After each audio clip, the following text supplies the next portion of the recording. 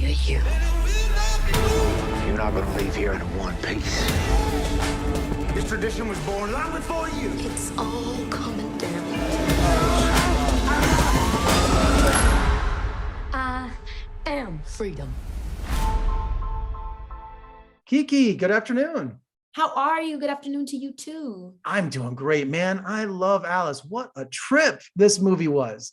Oh, good. It's such a bait and switch, and I love being surprised, and it's just, Alice is a slave from the antebellum South who escapes in the early 1970s. And I thought this was like a Twilight Zone, Alice in Wonderland. She takes on oppression and freedom, but this is far from fiction, isn't it? It is. It's far from fiction, but it's so insane that you would hope it would be fiction. But unfortunately, it's the truth. The truth in America that has not been well publicized in history books, or it's insane that you have to take a specific elective to kind of learn these things. So being an artist and getting the opportunity with Kristen Verlinden to tell the story was just an amazing opportunity. Yeah, stories of people born on a plantation and shut off from society up into the 1960s. I mean, is that that's a fact. It just boggles the mind. How does it even happen?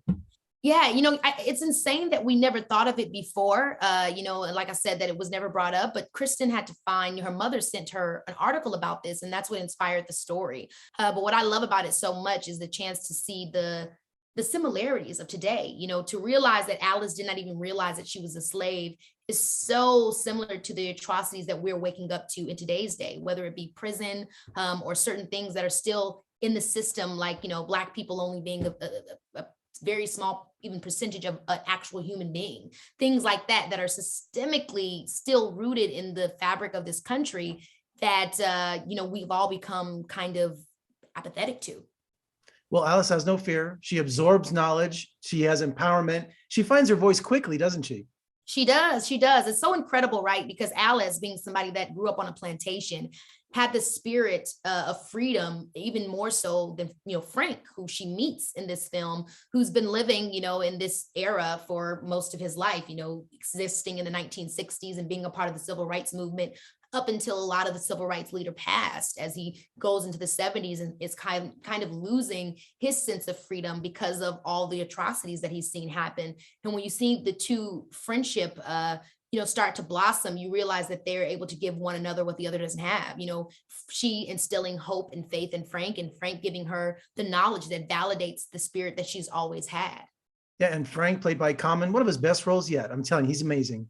He is. He really is great to work with as well. I mean, he is Frank. You know what I mean? He is so much of who Frank is, in terms of just being, a safe space.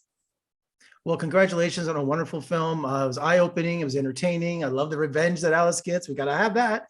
And you were just fantastic in it. So thank you so much for joining me today. Thank you. Thank you. Take care. Thank